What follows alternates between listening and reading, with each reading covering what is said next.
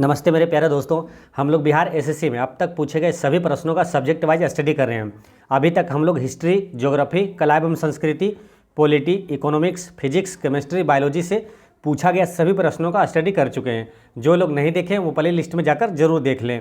आज से हम लोग कंप्यूटर तथा सूचना प्रौद्योगिकी यानी कंप्यूटर एंड इंफॉर्मेशन टेक्नोलॉजी से बिहार एसएससी में अब तक पूछा गया सभी प्रश्न देखेंगे। अभी तक में कंप्यूटर एंड इंफॉर्मेशन टेक्नोलॉजी से बिहार एसएससी में कुल 35 प्रश्न पूछा गया जो आज देखेंगे। तो चलिए शुरू करते हैं। पहला क्वेश्चन है कि कंप्यूटर में सामान्य रूप से प्रयोग की जाने वाली फ्लॉपी की माप है।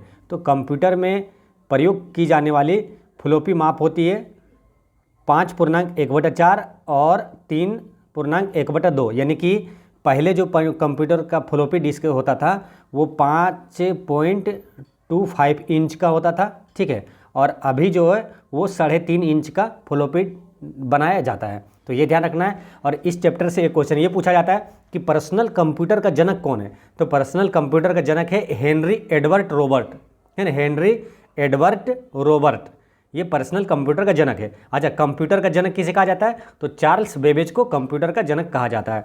नेक्स्ट है बैंकिंग के क्षेत्र में प्रसिद्ध CBS संकेताक्षर समूह में C का मतलब क्या होता है? तो C का मतलब होता है कंप्लीट, ठीक है। देखिए CBS इसका फुल फॉर्म होता है कोर बैंकिंग सिस्टम। तो C का मतलब हो जाता है क्या? कोर हो जाएगा ना। इसका करेक्ट आंसर हो गया ऑप्शन नंबर 1, कोर हो जाएगा, क्योंकि इसका फुल फॉर्म होता है कोर बैंकिंग सिस्टम, यानी कि C का मतलब हो गया कोर, ठीक है। कोर ध्यान रखना है, इसका फुल फॉर्म होता है कोर बैंकिंग सिस्टम। तो इसका हो गया कोर, C का मतलब हो गया कोर। नेक्स्ट क्वेश्चन है कि कंप्यूटर शब्दावली नहीं है। तो कंप्यूटर शब्दावली नहीं है, ये क्रायोजेनिक जो है ये कंप्यूटर शब्दावली नहीं है। कंप्यूटर से संबंधित शब्द है कोर्ट्रॉन, CPU और मोडेम, ये सब क्या कंप्यूटर शब्दावली है। क्रायोजेनिक जो है ये एक अंतरिक्ष यान इंजन का नाम है। नेक्स्ट क्वेश्चन है कि edu.in.us संबंधित है, यानी कि edu.in.us संबंधित है। तो edu से यहाँ रिलेट कर लेंगे एजुकेशन, है ना। एजुकेशन से यानी शिक्षा से संबंधित है ये। नेक्स्ट क्वेश्चन है कि मोबाइल सिम कार्ड में सिम का अर्थ क्या होता है? तो सिम SIM, है ना। सिम का अर्थ क्या होता है? तो सिम का अर्थ होता है सब्सक्राइबर आइडेंटिटी मॉड्यूल, है ना। सब्सक्राइबर आइडेंटिटी मॉड्यूल सिम का अर्थ होता है, ठीक है। और एक इंपॉर्टेंट क्वेश्चन जो बार बार एग्जाम में पूछा जाता है USB का फुल फॉर्म। कंप्यूटर से जब क्वेश्चन आता है तो ये आता है USB का फुल फॉर्म। तो याद रखना है यूनिवर्सल सीरियल बस, ठीक है। यहाँ कन्फ्यूजन नहीं होता, यहाँ बस ही है, ये ध्यान रखना है, ठीक नहीं। यहाँ पर कन्फ्यूजन हो जाता है जब आप ध्यान नहीं देते हैं तो थोड़ा सा भूलते हैं। तो यहाँ पर अगर बैंकिंग या तो कुछ दे देता है बॉन्ड तो कन्फ्यूजन हो जाता है। तो आपको ध्यान रखना ये बस ही है ना, यूनिवर्सल सीरियल बस। नेक्स्ट क्वेश्चन है कि कंप्यूटर में वायरस संबंधित है। तो वायरस किससे संबंधित है? तो प्रोग्राम से संबंधित होता है। वायरस कंप्यूटर के प्रोग्राम को नष्ट कर देता है। नेक्स्ट क्वेश्चन है कि एक टिकट के PNR में P किसके लिए आता है? तो PNR में P आता है पैसेंजर के लिए, है ना। इसका करेक्ट आंसर हो जाता है 3, पैसेंजर। PNR का फुल फॉर्म क्या है? यानी पैसेंजर नेम रिकॉर्ड, यानी कि अगर फुल फॉर्म जानते हैं तो अगर P के बारे में यहाँ पूछा है, अगर आपसे N के बारे में पूछ देगा कि N का मतलब क्या है, तो नेम होता है। और जो लास्ट में वाला R है, R का मतलब होता है रिकॉर्ड, है ना। Passenger name record. Next question है क्वेश्चन नंबर 8 में कि निम्न में से कौन सा खुला TLD नहीं है? तो इसमें से कौन खुला TLD नहीं है? तो COOP ये खुला TLD नहीं है, ठीक है। TLD का मतलब क्या होता है? Top level domains. तो टॉप लेवल डोमेन्स में आता है .biz, .net और .info, ये सब टॉप लेवल डोमेन्स में आता है ना। TLD का मतलब होता है कि इंटरनेट उच्च स्तरीय डोमेन की सूची। नेक्स्ट है कि NIC कार्ड है। तो NIC कार्ड क्या है? तो NIC कार्ड PCS को जोड़ता है ना। NIC कार्ड PCS को जोड़ता है। अब यहाँ कंप्यूटर में NIC का फुल फॉर्म क्या होता है? नेटवर्क इंटरफेस कार्ड होता है ना। नेटवर्क इंटरफेस कार्ड होता है। और PCS का क्या मतलब होता है? Process control system. नेक्स्ट है कि संगणक की गति किस में व्यक्त की जाती है? तो संगणक की गति व्यक्त किया जाती है गीगा हर्ट्ज में व्यक्त किया जाता है। नेक्स्ट क्वेश्चन है कि डीवीडी में भी का अर्थ क्या है। तो ये सब कंप्यूटर में ना संक्षिप्त से यानी कि एब्रिविएशन से क्वेश्चन अक्सर पूछा जाता है हमेशा, ठीक है। तो ध्यान रखना है, सबका फुल फॉर्म निश्चित रूप से पूछा जाता है। तो डीवीडी में भी का अर्थ है वर्सेटाइल, है ना। अब इसमें तीनों का पहला डी का क्या है, डीवीडी में पहले डी का क्या अर्थ होता है ये भी पूछा जाता है। तो पहले डी का है डिजिटल, फिर वर्सेटाइल, और लास्ट वाला जो तीसरा डी है वो डिस्क, है ना। डीसी इसका फुल फॉर्म हो गया डिजिटल वर्सेटाइल डिस्क। नेक्स्ट है कि रैम में एक का किसके लिए आता है। देखिए कितना बार बिहार एसएससी में या तो कोई भी एग्जाम दे तो इसका फुल फॉर्म पूछा जाता है, या फुल फॉर्म जानते हैं तो उसमें से किसी लेटर का पूछ लिया जाता है ना। इसका होता है रैंडम एक्सेस मेमोरी। तो यहाँ ए का क्या हो गया एक्सेस, इसका आंसर हो गया ये, ठीक है, रैंडम एक्सेस मेमोरी। तो ये तीनों का आपको मालूम हो गया, रैंडम एक्सेस मेमोरी। और एक आता है रोम, है ना, रोम का भी पूछा जाता है, तो इसमें होता है रीड ओनली मेमोरी। तो ये दोनों ध्यान रखना है। नेक्स्ट है कि फेसबुक के संस्थापक कौन है। तो फेसबुक के संस्थापक है मार्क जुकरबर्ग, ठीक है। अब संस्थापक से क्वेश्चन पूछा जाता है तो कुछ इंपॉर्टेंट जो कि एग्जाम में आता है वो को याद रखना है, ठीक है ना। जैसे गूगल के संस्थापक कौन है, तो गूगल के संस्थापक दो व्यक्ति मिलकर किया था, लेरी पेज और सर्गेई ब्रिन, है ना। लेरी पेज और सर्गेई ब्रिन, सर्गेई ब्रिन मतलब ये है ना, सर्गेई ब्रिन, लेरी पेज और सर्गेई ब्रिन ने गूगल का स्थापना किया था। अच्छा, यूट्यूब के संस्थापक कौन है, तो यूट्यूब के संस्थापक है तीन व्यक्ति ने मिलकर किया था, चाड हर्ली, स्टीव चैन और जावेद करीम, है ना। चाड हर्ली, स्टीव चैन और जावेद करीम यूट्यूब के संस्थापक है। ट्विटर के संस्थापक कौन है, तो जैक डोर्सी है, ज़्यादा यही आता है, लेकिन आपको याद रखना है इसमें 3-4 लोग हैं ना। पहला तो जैक डोर्सी अक्सर पूछ दे दिया जाएगा ऑप्शन में, तो जैक डोर्सी को याद रखना है। फिर नूह ग्लास, बिज स्टोन और इवान विलियम्स, ये चारों ने मिलकर ट्विटर की स्थापना किया था। और इंस्टाग्राम के संस्थापक कौन है, तो इंस्टाग्राम के संस्थापक है Kevin York Systrom, Kevin York Systrom. Next है निम्नलिखित में से कौन सा ऑप्टिकल डिस्क का उदाहरण है। तो ऑप्टिकल डिस्क है ये डिजिटल वर्सेटाइल डिस्क, यानी कि डीवीडी, है ना। डीवीडी जो फुल फॉर्म पूछा गया था, डिजिटल वर्सेटाइल डिस्क। नेक्स्ट है क्वेश्चन नंबर है 15,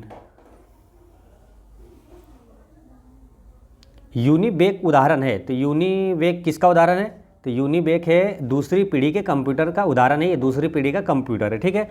अब देखिए पीढ़ी से कंप्यूटर से एग्जाम में पूछा जाता है क्वेश्चन, ठीक है ना। जैसे क्वेश्चन आ जाता है ना कि प्रथम ऐसे आ जाता है कि वैक्यूम ट्यूब का प्रयोग किस पीढ़ी के कंप्यूटर में किया गया था। तो प्रथम पीढ़ी के कंप्यूटर में वैक्यूम ट्यूब का प्रयोग किया गया था। अच्छा, ट्रांजिस्टर का प्रयोग किस में किया गया था, तो दूसरी पीढ़ी के कंप्यूटर में। इंटीग्रेटेड सर्किट यानी आईसी का प्रयोग किस में किया गया था, तो तीसरी पीढ़ी के कंप्यूटर में किया गया था। और चौथी पीढ़ी के कंप्यूटर में माइक्रो प्रोसेसर का प्रयोग किया गया था। और पाँचवीं में अति बृहद माइक्रो प्रोसेसर का प्रयोग किया गया था, ठीक है। काफ़ी इंपॉर्टेंट क्वेश्चन यहाँ से आता है एग्जाम में, फिर से एक बार समझ लीजिए।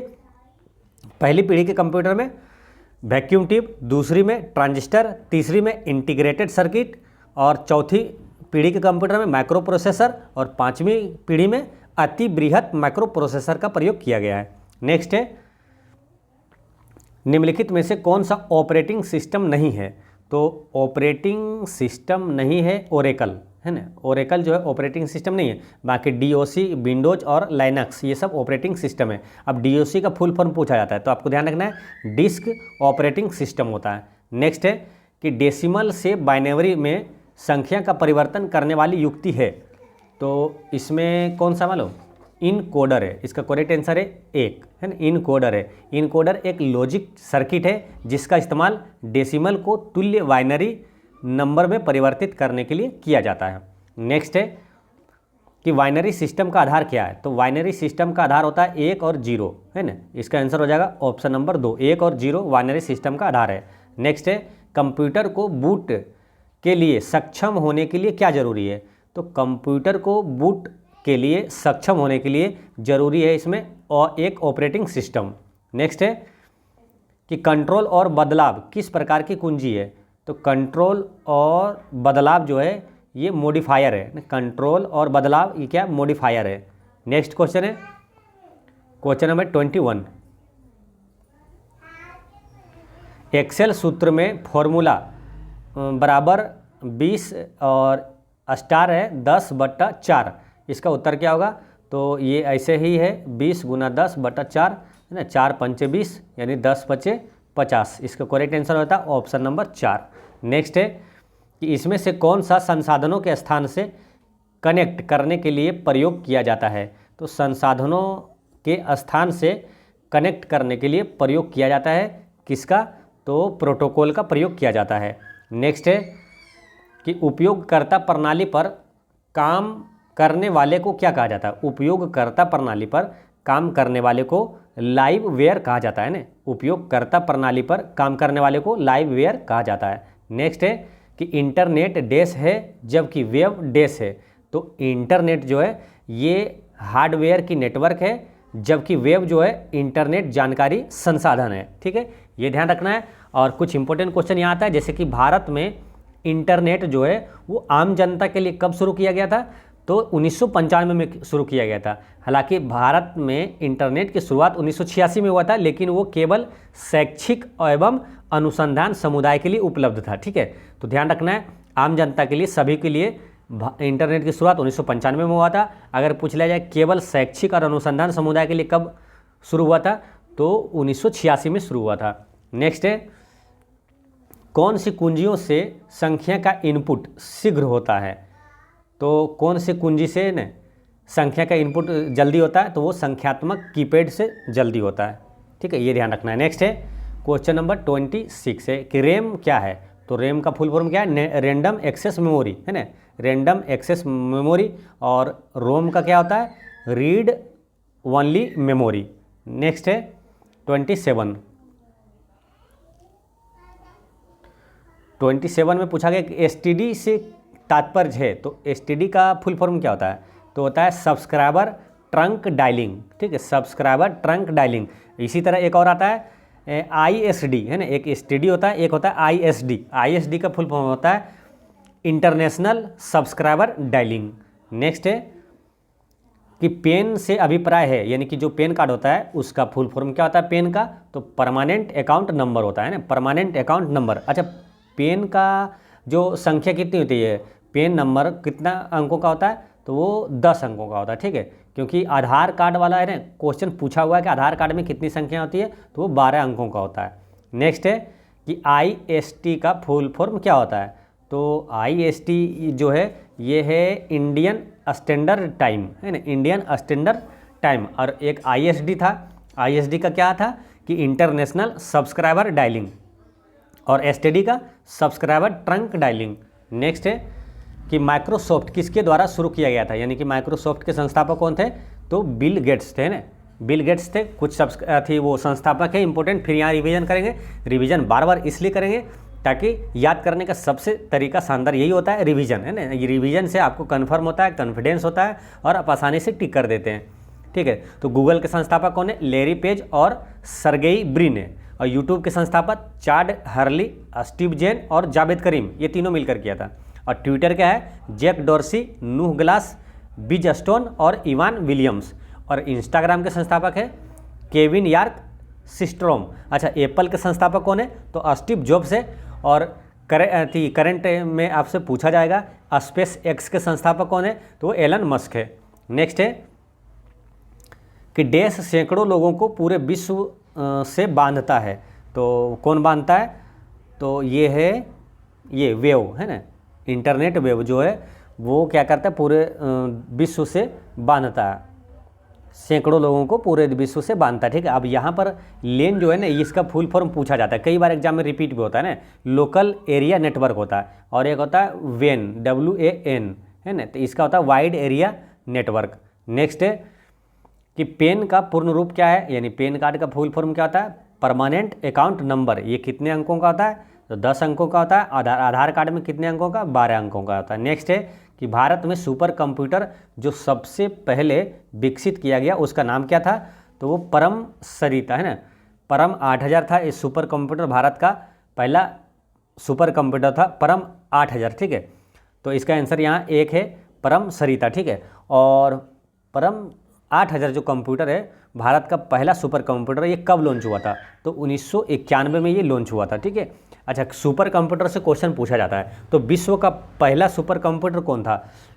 विश्व का प्रथम सुपर कंप्यूटर था क्रे 1, है ना, क्रे 1, ठीक है, ये ध्यान रखना, विश्व का पहला सुपर कंप्यूटर क्रे 1 था। अच्छा, विश्व का सबसे शक्तिशाली कंप्यूटर कौन सा है अभी? तो वो है फुकागू, जापान का है। फुकागू सुपर कंप्यूटर जापान का है, सबसे शक्तिशाली है। अब विश्व का सबसे तेज सुपर कंप्यूटर पूछे तो वो है फ्रंटियर, जो कि अमेरिका का है। नेक्स्ट है क्वेश्चन नंबर 34 में पूछा हुआ कि भारत में 4G सेवा का शुरू कब हुआ था? तो 4G सेवा का प्रारंभ कब हुआ था? 2012 में हुआ था। तो इस टाइप से क्वेश्चन पूछा जाता है। तो अभी 5G का लॉन्च हुआ था, तो उसको भी ध्यान रखना है कि भारत में 5G सेवा की शुरुआत कब हुई? तो 2022 में शुरू हुआ था, ये याद रखना है ना। 5G सेवा की शुरुआत भारत में 2022 में हुआ था, ठीक है। नेक्स्ट है, किसने ईमेल के @ चिन्ह चुना? तो ईमेल का लिए @ चिन्ह चुना था रे टॉमलिंसन ने, ठीक है। अगर एक क्वेश्चन ये पूछा जाता है कि ईमेल के आविष्कारक कौन है, तो वो भी कौन है? तो इसका आंसर वही देना है, रे टॉमलिंसन देना है, ठीक है।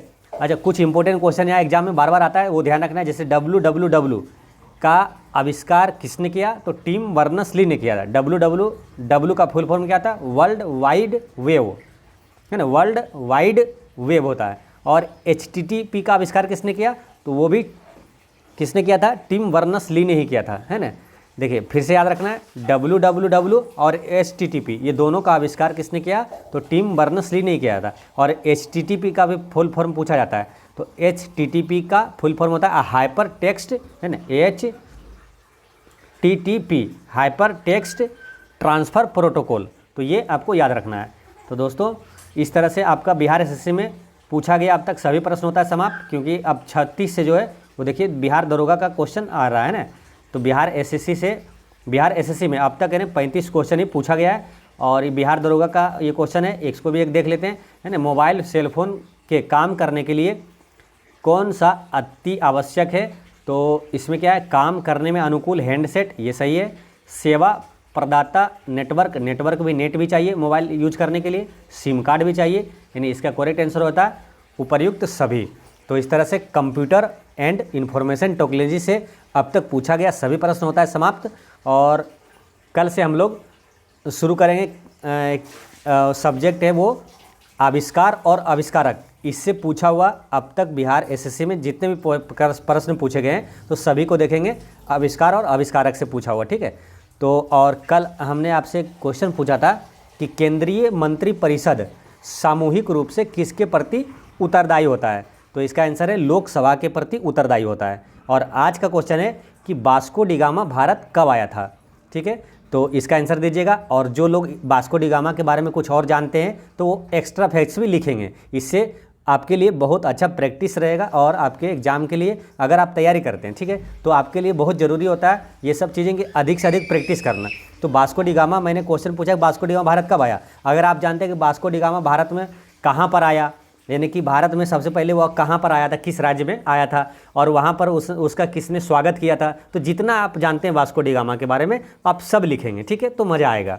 तो मिलते हैं नेक्स्ट वीडियो में, ठीक है। और एक चीज़ हमेशा ध्यान रखना है कि आपकी मुस्कान और प्रेम 2 अनमोल रत्न है, इसे छोटी छोटी बातों में खोने ना दें। पढ़ते रहें, मुस्कुराते रहें।